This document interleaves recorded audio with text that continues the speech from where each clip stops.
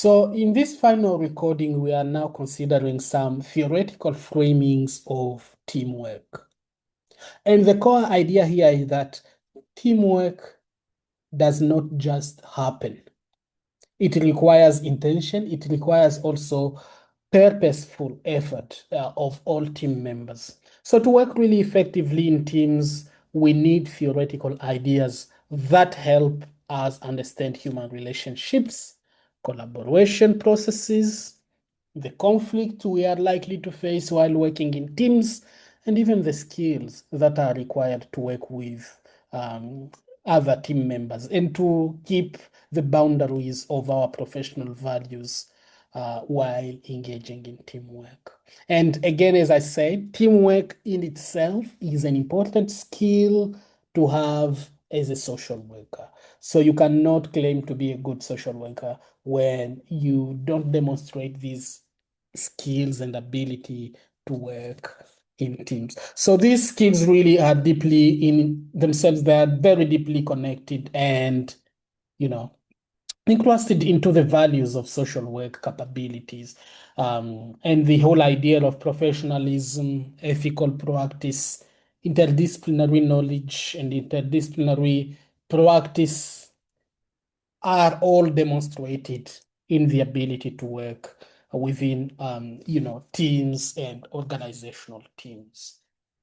So there are many different theories really informing teamwork. We cannot cover again all of them. We shall just try to give a brief attempt of explaining three core theoretical framings. Some of them you might have read them or discussed them in other subjects, but I think it's again a good idea just to give you the flavor by coming back to them and see what we can learn from them in informing teamwork. So we shall be looking at three interrelated theoretical lenses. One is transactional analysis, the second is life cycle, and the third is, task, individual, and team as a theory in itself. The theory we call the three sets of needs in social work. All right. So starting with the theory of transactional analysis, this theory just really helps us understand interpersonal transactions between people. And the theory was developed by Burns, and the reading I've been using is a reading of 1973. The whole idea around this theory is that it considers the three ego states or the three, aspects or core interactions which might exist in the team.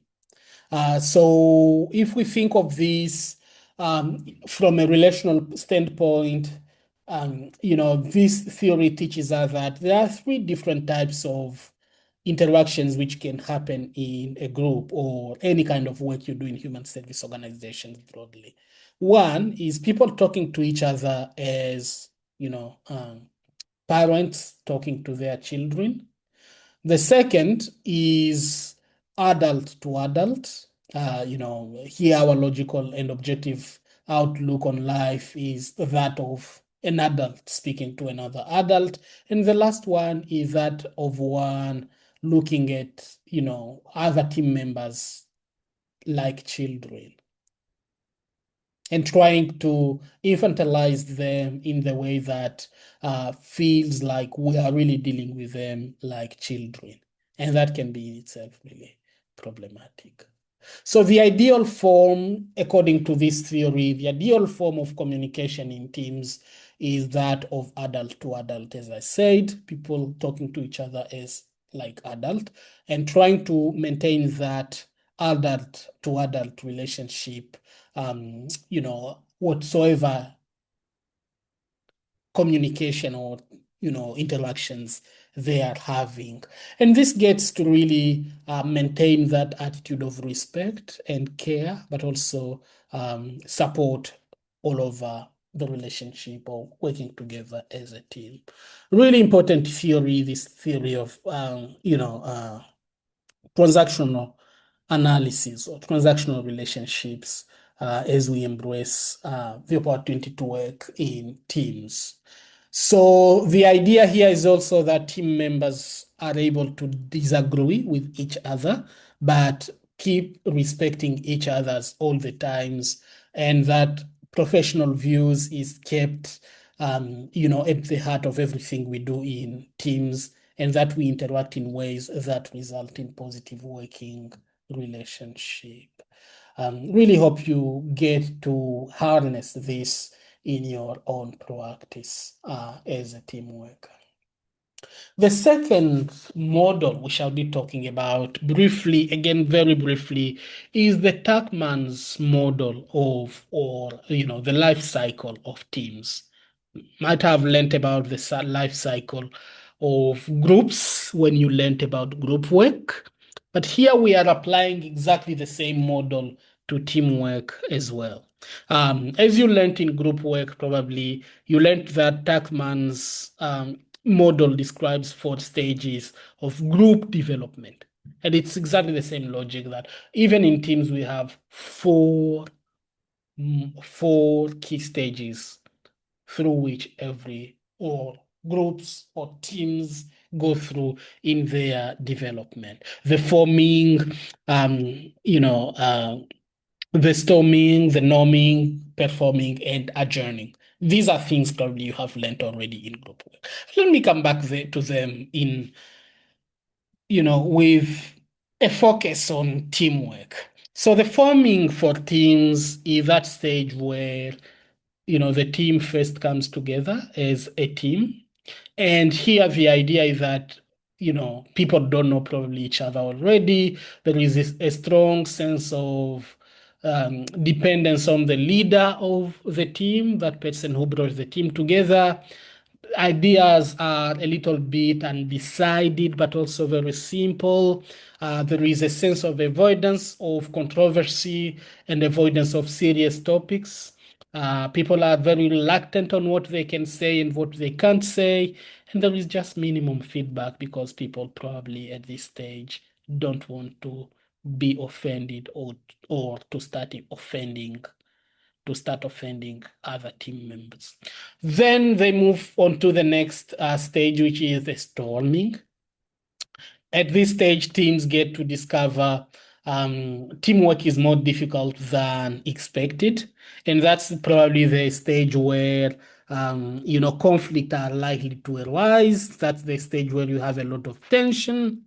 That's where you have power struggles, people really being confused about whatsoever is happening in the team.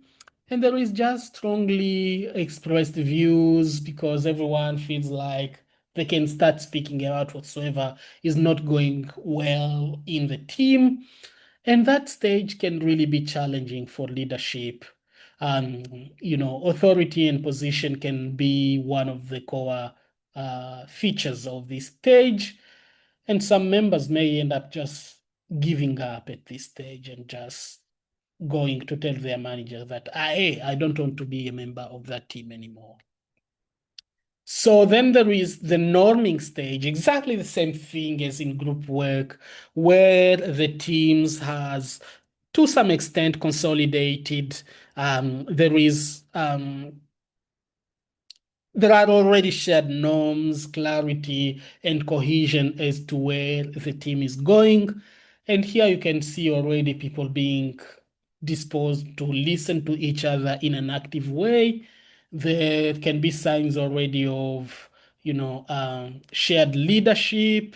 There can be set systems of working and even readiness to change preconceived ideas. And the whole idea here is that people become a little bit more settled and they become more and more, tolerant to new perspectives and new ideas of doing things. And then there is the performing. That's where you see exactly the team start performing its core tasks. Here you see a lot of high creativity where people are already really trying to advance the agenda of the team. Openness and trust is one of the core features here. And of course, high achievement and strong relationships among team members. And again, adjourning, which is the last stage, as in, group work, you see teams here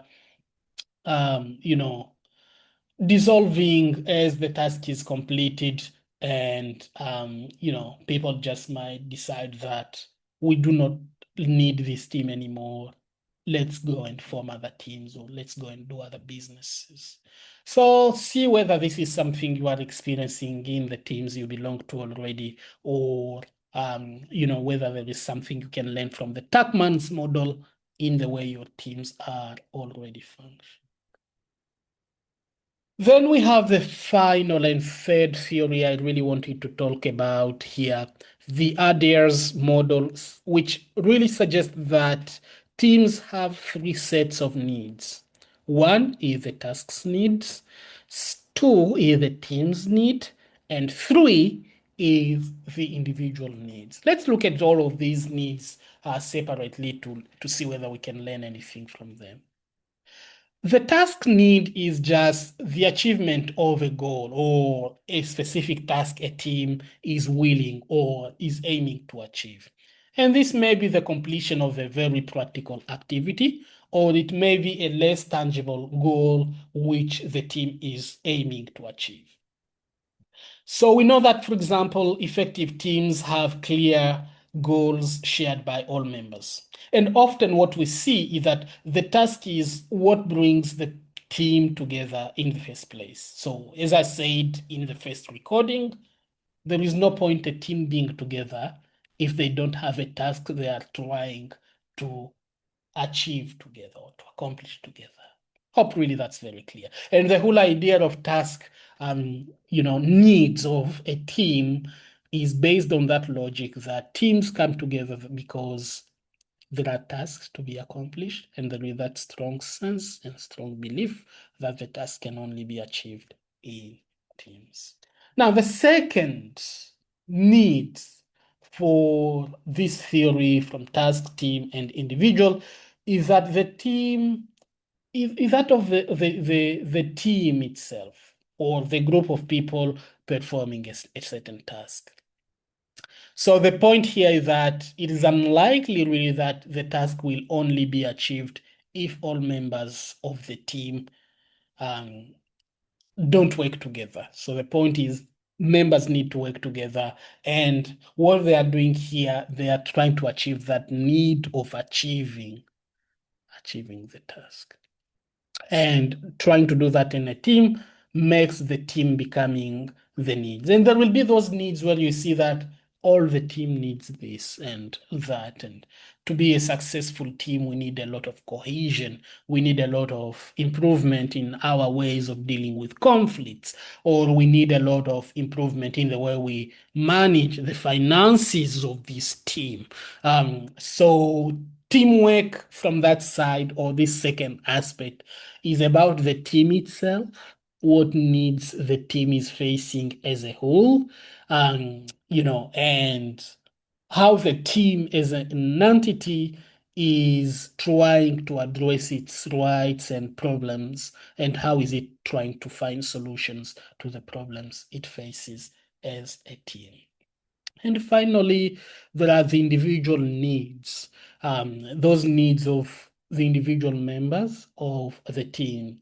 And the idea here is that while the team will take on a life of its own, individuals also do not lose their own identity. There will always be individual needs within the team, and you really, really need to be very careful if you are leading a team to distinguish between these individual needs from the entire group's need. For example, in a team, you might find like you are in a stage of intense moment of hard work, and somebody just raises up the hand and they are like, we need a pause at this point.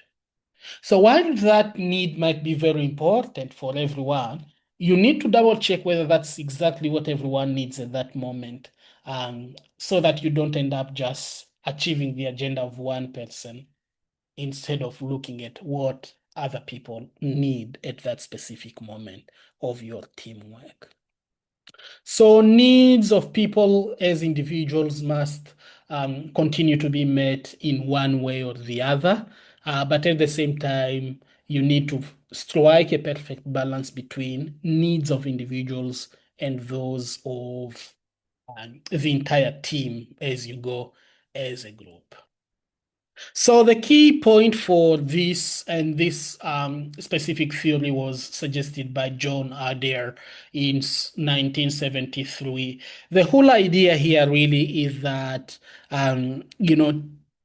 effective teamwork requires balancing all these three dynamics: the team related needs, the task related needs, and the individual related needs. And that no one set of needs is more important than the other. You can't say just because this is a teamwork and not an individual need, then it's more important than an individual or a task need. So need to see what's there happening and how can you strike a perfect balance between all these sorts of need for your team, again, to be really, really effective.